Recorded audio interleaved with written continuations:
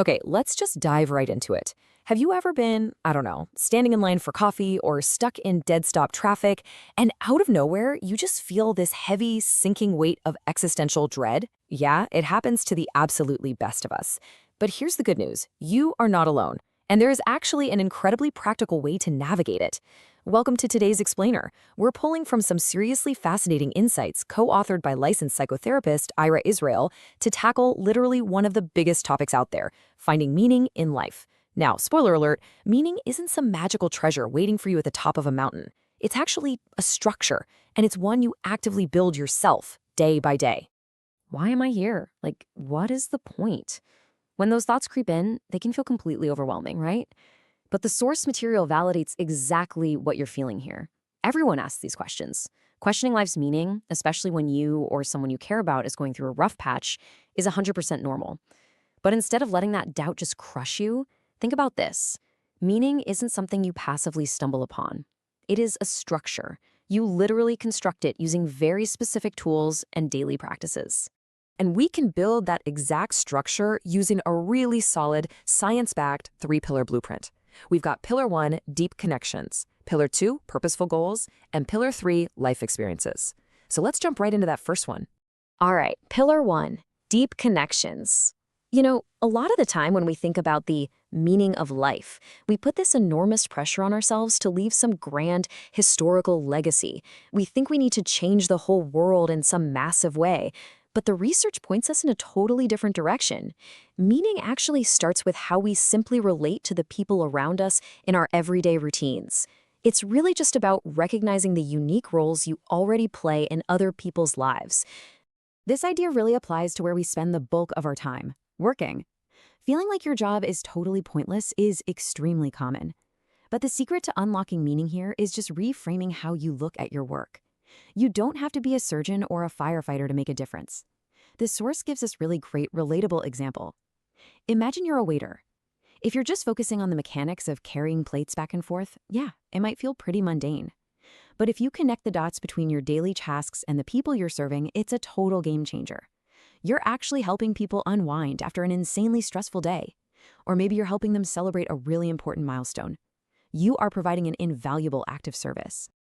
And of course, this spills right over into our personal lives through these little micro acts of kindness, no grand gestures required. We're talking about offering a babysit so your exhausted sibling can finally catch a nap, or cooking a nice comforting meal for your partner when they're totally swamped at work, even just helping an elderly neighbor take out the trash when they're struggling with it. These tiny actions nurture your connections with sheer kindness. They reinforce those irreplaceable bonds you have with the people around you. And honestly, those bonds, that is the absolute essence of a meaningful life. So here's a massive paradigm shift to chew on. You don't need to have a monument built in your honor to leave a lasting legacy. Once you accept that none of us live forever, you start to realize that your everyday presence still leaves a lasting mark on the world. Teaching someone a new skill, making someone laugh, or just showing up for a loved one during an incredibly dark time, that is how you truly build a legacy.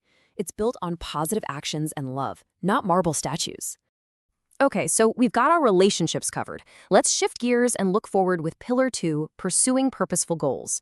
This is all about what drives you internally and how you express your core values to the rest of the world.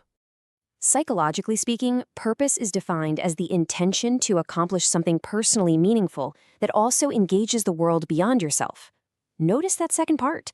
Making genuine connections is literally baked right into true personal purpose. You could do a task for your entire life and feel totally uninspired, but finding a project that sincerely expresses who you are and connects with others, now that is the ticket to true fulfillment. Now, check out this pretty surprising data point from a reader poll highlighted in our source material. They surveyed hundreds of readers about their goals, and almost half of them, 48%, agree that they prioritize personal growth and self-improvement above everything else. So this absolutely validates that deep, widespread desire we all have to grow and better ourselves. But as you probably know, having the desire to do something and actually getting it done are two very different beasts, which brings us to a major hurdle. That hurdle? Cognitive paralysis. When we set these huge, abstract goals for ourselves, like, say, become a dentist, they seem so massive that they feel impossible, and we freeze. It is so easy to just throw your hands up and feel like you don't have a purpose. But what if you shift your mindset? What if you break that giant goal down into concrete, actionable steps? Things like studying daily to keep your grades up, shadowing at a local clinic, enrolling in a dental admission test prep course. Suddenly, you have a daily purpose. You've taken this massive, big picture dream and turned it into specific actions you can literally tackle today. So, how do we actually put this into practice? Step 1. Write down a list of your personal projects, the things that truly align with your values. Step 2. Chop them up into achievable steps. Like if you want to write a book, reframe that entirely. Your new goal is write for 30 minutes every day. Step 3. Pursue those goals daily. Set an alarm, block out undisturbed time, whatever it takes. The source material points out that people who learn how to turn their abstract goals into concrete steps are way better at handling bumps in the road. Think about a marathon runner who gets injured. If they can only run short distances for a while, they haven't lost their overall purpose. They just adjust their daily steps, process what happened, and keep moving forward. And that brings us to our final, and honestly, perhaps most profound section. Pillar 3, making sense of life experiences. We're going to slow the pacing down for a reflective beat here, because this pillar is all about looking inward. It's about unpacking our own internal narrative and making sense of the world and everything we've lived through. The real key here is cohesion, because for things to feel meaningful, they have to make some kind of sense. There needs to be some predictability over time. And the best way to find that is to map out your own life's story. Think about your past, the triumphs, the tragedies, the environment you grew up in. Think about how your tastes might have changed, but maybe your underlying passions have stayed exactly the same. When you recount this narrative, it helps you see how the major decisions you've made in the past carefully steered you right to your current, completely unique identity. Finding that sense of continuity is exactly what empowers you to make meaningful decisions for your future. This also brings us to a tough but incredibly vital truth. Sometimes really bad things happen to good people, and it is so hard to find meaning when it feels like everything is falling apart. But the source emphasizes this. While a lot of life is totally out of your control, you absolutely have the power to turn senseless suffering into something meaningful. Surviving life's hardest blows, whether that's a brutal breakup, a trauma, or a loss, eventually grants you the capacity to be a much more compassionate person.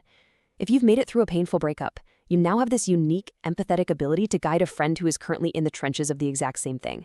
Viewing tragedy from this big picture perspective as a chance to grow and eventually be of service can be deeply, deeply restorative. But, what about those days when the universe just feels way too chaotic? When all these existential thoughts are just too vast to process? Well, the source suggests turning to cultural traditions, spirituality, or even just nature to renew your sense of order. Seriously, go take a walk outside. Observe how incredibly predictable nature is. Trees flower, they shed their leaves, they endure the freezing winter, and then they begin the whole cycle all over again in the spring. Recognizing these predictable natural cycles helps us make sense of the chaos. It reassures us that there is an underlying order, even if we can't see it in our own lives right at this exact moment. Which brings us to our final thought for today. As we've seen, meaning is definitely not something you just sit around waiting to find. It's something you build. You build it by nurturing deep connections through acts of service. You build it by breaking down purposeful goals into tiny, achievable daily steps. And you build it by mapping out your life experiences to find cohesion and compassion.